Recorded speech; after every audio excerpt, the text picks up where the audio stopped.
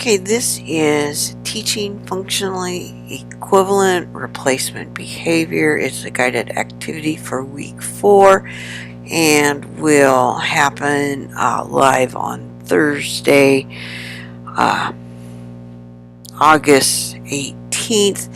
And in lieu of attending that face-to-face lecture, you can review this recording of the plan or of the session.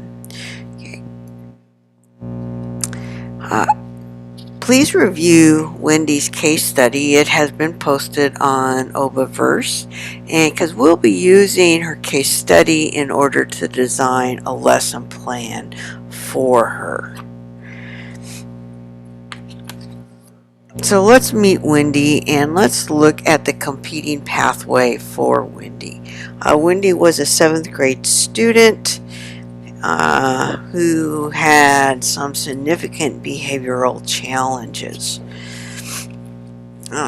She was from a non-speaking English-speaking family, a non-English-speaking family. Her parents did not speak English. She did okay with it. She had been in school since early years, and so her English was fluent. She had 3 older brothers and 1 younger sister. She attended a school in a rural community, agricultural. 51% of the students were of minority population. She received resource assistance for 3 hours per day, and she was identified as severe behavioral disorder. Okay, presenting problems that she had was that she would leave class or school without permission. She would pick at sores on her arms. She reported hearing voices, seeing faces, refused to complete assigned work, and had a tendency to steal and hoard food. There's additional information about Wendy on the case study that you can go through. Interview was done, data was collected, and we defined some specific behaviors that we wanted to work with her on.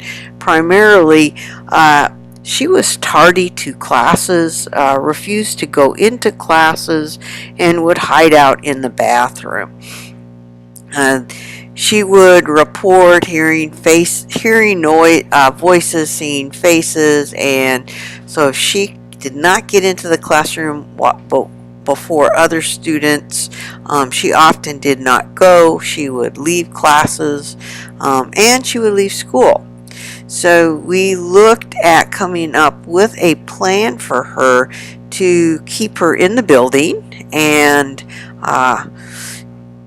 attending, hopefully get her to where she was attending classes more regularly. The competing or the alternative behavior that we looked at was using what we called an avoidance chair outside of her classroom.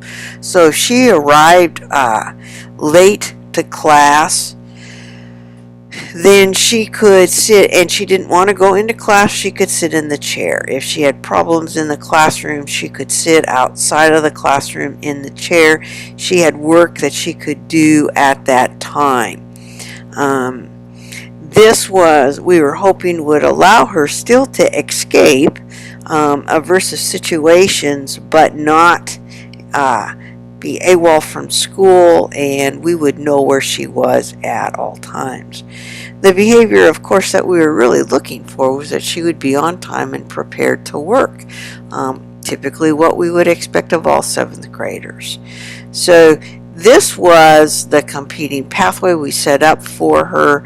Again, this was a child who was negatively reinforced, had a tendency to escape aversive settings and situations. And so what we did was we looked at a way of providing her an alternative, which was use of the avoidance chair. Okay, here are some of the strategies that we put into place to work with Wendy. She worked with we wanted to work with her parents through an interpreter and get a better handle on why she wasn't at school and see what we could do to make this work better for her. The other thing is we were also working on personal hygiene, and that was a different plan that we had set up for her, but this was something because of some of the body odors that made her less likely to work with other students. Antecedent strategies was we allowed her to leave the resource room 2 minutes early so that she could pass in the hallways when the other students weren't there, and she could go into the classroom before others began to enter. We would have her check in with me to make sure that she had her materials ready to go to class, and we had procedures set up so if she was unable to enter the class on time, she had alternative things that she could work with. We explicitly taught her the behavior of how to use the avoidance chair, when to use it, what was the procedure for using it, and made sure that she could not only tell us what those procedures were but demonstrate it as well.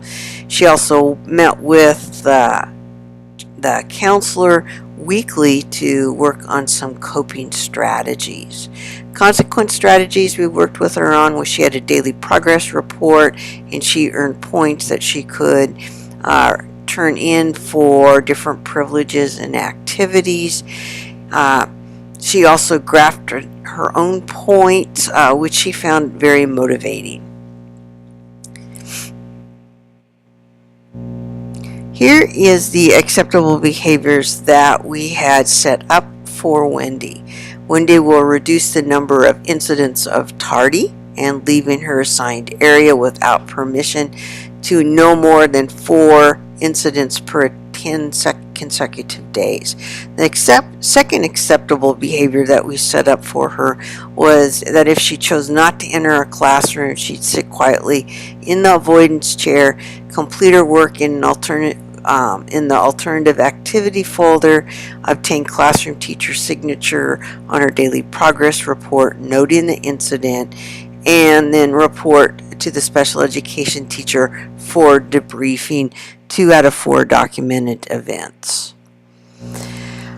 Here are the steps that we set up in terms of teaching Wendy the appropriate behaviors. I would meet with Wendy before class each day, review the activities that she was going to complete, again bringing the future into the present so she had a good understanding of what needed to be done for her class work. We would define the procedures that she would follow in terms of going into her general education classes, how to enter the classroom, how to use the avoidance chair, as well as how to negotiate alternative assignments. She did not like working with other students in the classroom on cooperative activities, so we needed to teach her how to request working individually. She had daily goals that we would set for her, and then we would talk about the steps for accomplishing each of those daily goals. In addition, then we would review the coping strategies that she could use if she encountered difficulty in her classes. In terms of teaching the functionally equivalent replacement behavior, these were some of the different aspects that we set up for. One was modeling. We practiced how to use the avoidance chair, and we did this in front of those general education classes that she was attending.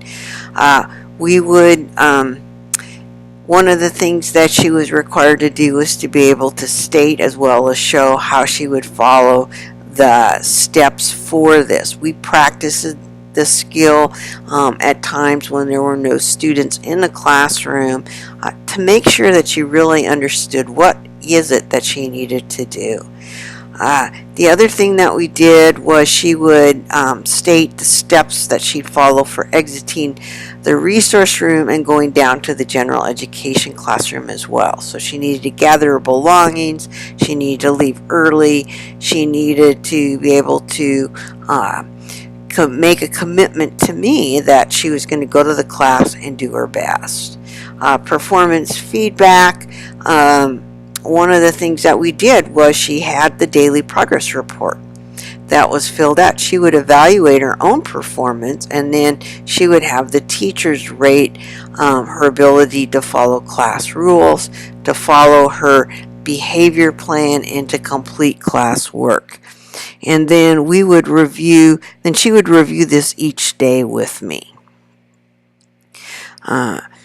Environmental changes that we had in place are listed here. So we reviewed our daily goals and assignments. We talked about changes in routine. This was very important for her, especially if there was going to be a substitute in the classroom. She needed to know that. We had a default plan, so if she wasn't able to independently enter the classroom, she knew exactly what she needed to do. She could gather her folder from the teacher, sit outside the classroom and work on her assignment, or the other option was to come to the resource room and I would set her up doing independent work within the resource room setting.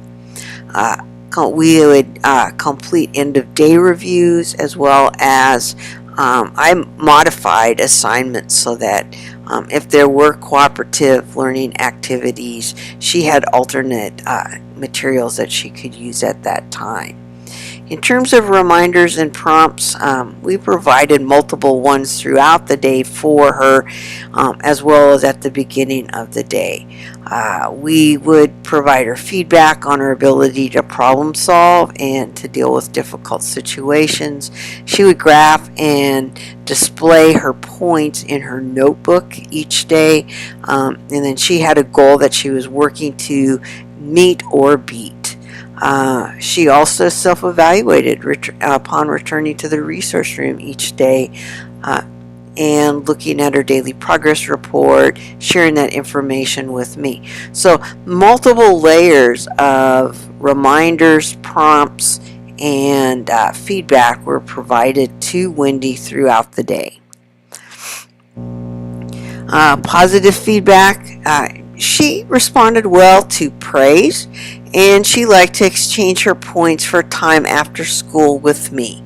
And what she would do after school was do a lot of cleaning. She enjoyed cleaning, so I put her to work and took advantage of that. In terms of praise and feedback, we tried to, when we observed it, to immediately give her some feedback. And always at the end of the day, I would summarize her successes and review with her how she had done the previous day when I met with her. And we would do this whenever we observed Wendy making progress toward meeting her replacement behavior goals. In terms of monitoring, she had a progress report that she filled out every day, and this is where she tracked her goals and evaluated her success. Okay. Her DPR was reviewed daily, and we had a decision rule in terms of if she exited the classroom without permission, or if her scores fell below 75% of points possible, then the team would meet. We would look at what kinds of adaptations to her plan that we needed to make. One of the things that we would like you to do now is to design a daily progress report to collect data from Wendy. Think about what components you will need to include, and you can work with a partner to complete this activity.